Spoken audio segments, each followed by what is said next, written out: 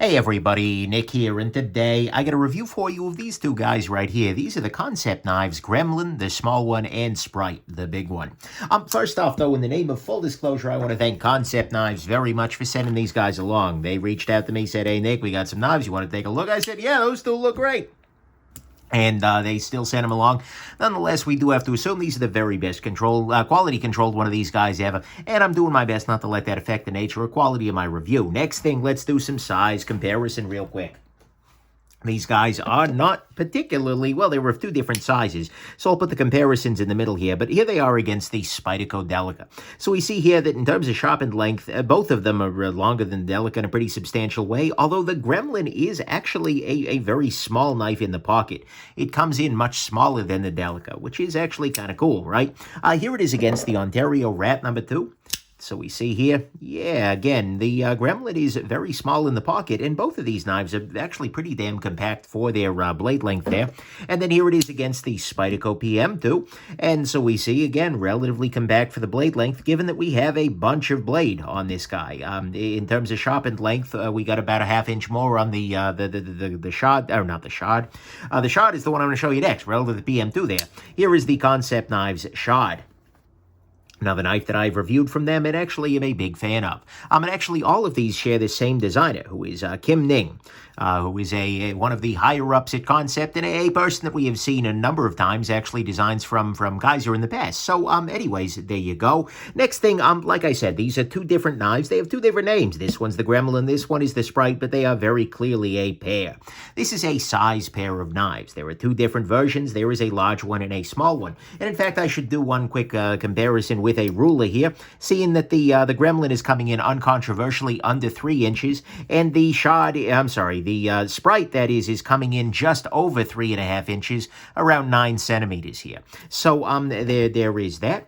And then finally, actually that's everything. So let's go ahead and jump into the good, the great, the bad, the ugly of this very interesting pair of knives here. So on the good side, to start with, I do love a size pair. Anytime that a knife maker is willing to give us the same basic design in formats that work well, at two different sizes, that is great. And what we see here is that it does work well. They've done some things that make them a little bit different here. It's not that they just took the CNC pattern and added a little bit of extra padding. No, they did everything roughly right here. Clips are a little bit different. Is that the same clip? Yeah, that is the same clip as we have on well, this one's Timascus, obviously, but as we get on the shod here, but we see the clips are a little bit different, but they're well done. I mean, overall, these two knives feel substantially similar and feel substantially about the same in terms of overall quality and excellence. So I very much appreciate that we've got the choice here of a relatively small one or a relatively larger one, and both of them work. So that's good. Next thing, I appreciate the fact that you've got a bunch of options with the Gremlin model specifically. At the time of writing, there are a bunch of options available online through regular retailers. You get a micarta version with a similar micarta like this guy from the Gremlin here, or a carbon fiber, a marble carbon fiber, which is $170. Then you've got a version like this, which has fat carbon fiber, which is carbon fiber that's been impregnated with slime.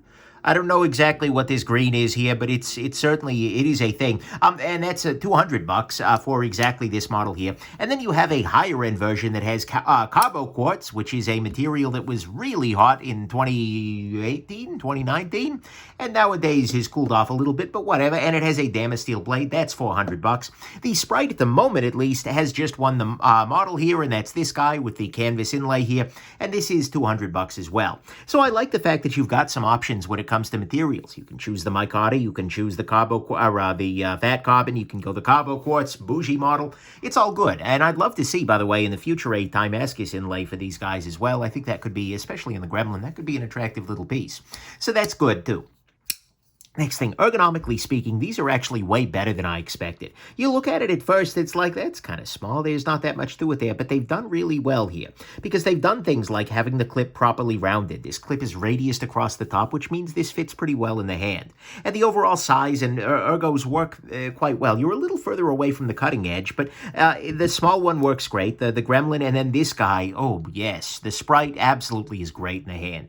It's very secure, it's just, this works very, very well for my given smaller hands than most, but still, ergonomics are great. Next thing, I like the design on this guy. This is a Kim Ning design, like I said, and Kim actually does some pretty solid work. Especially more recent stuff has been pretty excellent. And so I'm liking the lines of it very much, and these have a feeling of being a little bit less generic than some. There are definitely some pieces that are out there that are just like, okay, that's a nice shaped object.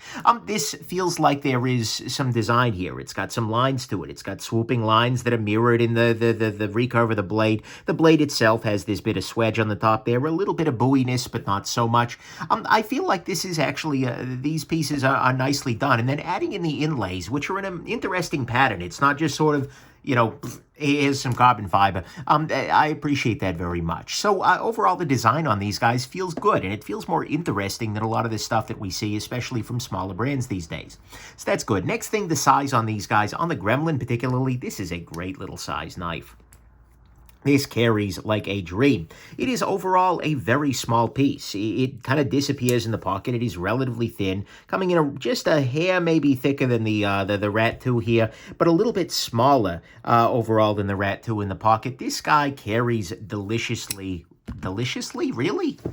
I guess if you want to lick it while you're carrying it, that it would probably taste like titanium. Does titanium have a taste? Anyways, I digress. It carries well. That's the word I want. That's a proper adjective right there. This carries deliciously. Absolutely. Perfect. And so that's good. Next thing, the inlay work on this is pretty decent. What I mean by that is, especially on the Sprite here, all the inlays are matching just beautifully. And both, you want the inlays to be good with no gaps around the outside of them particularly, as well as everything being on the proper height differential. On the Gremlin here, most of the inlay work is fine. There is this back one here has a little bit of a raised lip there. You can see right there, right at the very tip there, which is actually tactile. You can feel that as you go along. That's probably something I could address with a little bit of sandpaper and a great deal of caution. But still, the inlay work, generally speaking, is quite good. And in every area but this one on these two knives, I'm duly impressed. So there's that. And then finally, prices on these guys aren't bad at all. We're looking at $200 for the Sprite, which is given a reasonably sized knife. And by the way, I should also mention the blade finish here is quite nice. It gives you a little bit of reflectivity, which is pretty excellent. So that's good. But you're looking at $200 for the Sprite here, price-wise. And then the base model Gremlin with the carbon fiber, which frankly I think is a little more attractive, but I don't tend to love the fat carbon look. But that's $170 ain't bad particularly here. And then even $200 with the fat carbon, that's pretty okay. They're not the cheapest knives out there. You can absolutely get you can absolutely get this similar kinds of feature set for less. I mean, titanium frame lock flippers have broken the $200 barrier by a pretty good margin. But this is pretty good given the action, given the inlay work, etc. So to me at least, that's what's good here. Is that the prices are pretty reasonable. The inlay work is reasonable. The Gremlin is very, very carryable. The design on this is nice, good ergos, some nice options for the Gremlin, and I do love having the ability to choose the size you want for a knife. On the great side to me are the actions. These are good. Kansept has really gotten to a point where they are doing great work with action. If I put this guy in the hand and fire, no questions. Just absolutely beautiful, beautiful detent. And not like it's got a very different, and I mentioned this in my my review of the shot actually, where it's kind of it's not the same kind of a feeling as some of like the Wii knives, very snap, like cracky sort of detent. This is there's a very smooth feeling to it. And similarly, it's not the most drop-shotty thing ever, but it is absolutely, although it's pretty damn drop-shotty, it's just a very, very smooth glide. This is very quickly becoming what feels like a hallmark of Kansept, having a really nice, strong detent, which also goes with a very, very smooth action on the close. If they can keep that up, that's going to be great. It's going to serve them very well, because that kind of glassy smoothness is a joy, and it definitely adds to a greater feeling of just like excellence. These feel like they're very well done. And so to me, the great part of these guys, although I actually like the design a fair amount, the action I think is going to be the great thing for a lot of folks. On the bad side, I don't love the fact that you have two different, completely different divergent names for two knives that are basically the same thing. The fact that you have the Gremlin and then the Sprite, No, this does not taste of lemon lime, speaking of Carrie tasting. But I don't know why those aren't different. I mean, you could have the Gremlin and the Gremlodge or something. I don't know. But it just strikes me as very strange to have the same knife, basically, with two different names. A little detail, but it's a thing. Next thing, these guys are pocket pecking, 100%. You can see the flipper tab is there. Going to be pecking on whatever is in your pocket all damn day long. Keep that in mind. Next thing, there are some details going on here. They could use just a little tiny bit more texturing on the flipper tab here, because this is a very smooth, almost polished surface here. It is relatively easy, especially if your fingers are wet, to kind of slide off the tab a little bit here. Not the end of the world, but it's definitely a thing. And by the way, it looks a little bit close in pictures, but there is no danger off of this here. The blade is sufficiently recessed here. That's not a major problem. So that's good. The pocket clip, another little detail here, but the pocket clip on both of these guys is right around the external lock bar relief.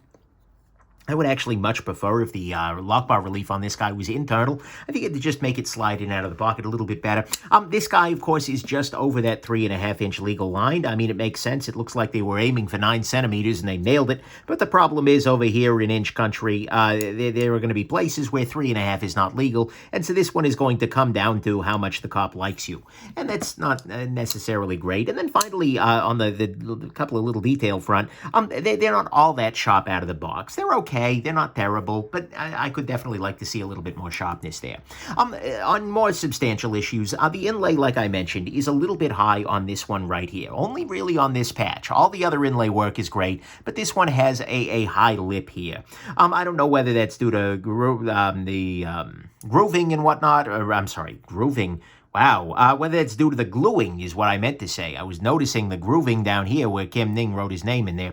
But the gluing, it could be the issue here. I don't know what's going on, but that is not quite a clean inlay. They need to do that a little bit more. The other thing I don't tend to love is both of these knives have no inlay work at all on the clip side, right? I feel like very often on inlaid knives, when you have this kind of a situation, it ends up feeling less cohesive. So I'd almost have preferred a little tiny patch of inlay right up here or something like that. I mean, or do something on the clip, although the clips are relatively thin here. I really feel like a little patch of inlay here would have gone a long way to make this knife feel like a little bit more of a cohesive design.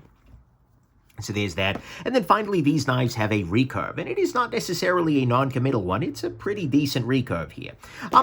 There are going to be, and look, I myself have argued against the recreational use of recurves in the past, but I feel like it gives this guy a little bit more flavor. It gives it a little bit more of a design. But that said, it does make sharpening more complex. The downside to a recurve always is that if you are trying to use, for instance, a flat bench stone, like, for instance, this flat bench stone I happen to have handy right here, is being, of course, a DMT die shop. If you're trying to use something like that, the recurves are not going to be straightforward.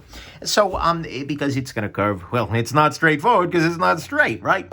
So you're going to have to use some kind of a rod-based system, or a system that has some kind of, like the KME has a recurve rod, etc. So I don't tend to love the recurves there, although I think it works well in service of the design here generally.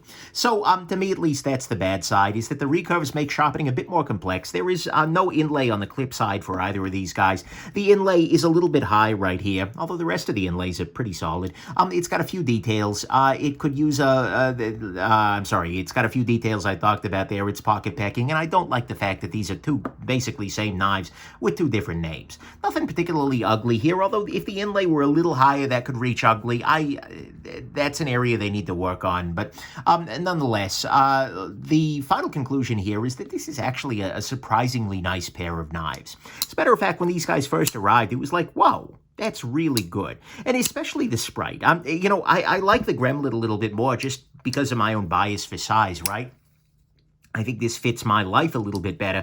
But the Sprite is a really substantially good-feeling knife. And in fact, I was talking with, I don't want to put words in anybody's mouth, I was talking with a couple of other people in the know who ended up with these, and there was some pretty good agreement. These are good. These are pretty damn solid, right?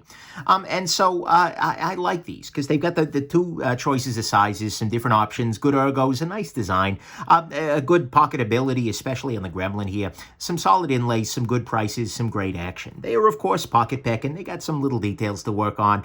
They were missing the inlays on the backside there. I think that would really make it better, and the recurve is going to make sharpening a little bit more of a pain. But honestly, I'm impressed. I think these are pretty damn solid pieces. And in many ways, I feel like they're a little bit better than they look like on paper.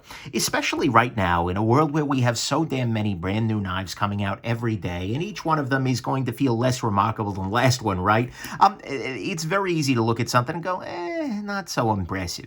Then I handled these guys. It was like, oh, that's better than I expected, because the ergonomics on these are on point, the action is on point, and then the finishing is pretty damn good. And that makes me much more impressed with these guys out of the box than maybe I would have been looking at the catalog. This was definitely, I think, this was one of the designs that Kansept launched with, right? This was one of their very first things that they kind of showed the world, and it makes sense. This is one of the ones I've been most interested in, for a while now. I think it is one of their more attractive designs they've done so far.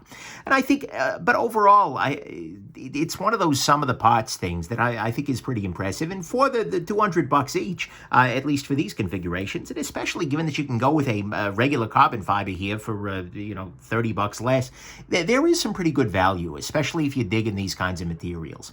That said, there are some details here, and I'm not quite 100% sure that they make gem. I don't know. That could be a bias thing. It might not. But they're very, very substantially good knives. They're really right on that edge. And I think with a couple of revisions addressing a couple of those little issues, they could very easily be over the line. And so at the moment, they're good. I like them, and I definitely think that you're going to want to consider this. And these are continued evidence that Kansept is doing interesting things right now. It is a brand that certainly I'm taking a look at in the future. And I think that these guys could, at least conceptually, make a sprightly addition to your collection and could well find their way, Gremlin, to your pocket. Just don't get it wet. Get it? Gremlins reference back when? All right, anyways, and then there was the lemon lime thing for Sprite earlier. No, all right. Anyways, hope this has been interesting to you. Have yourselves an absolutely wonderful rest of your day. Bye now.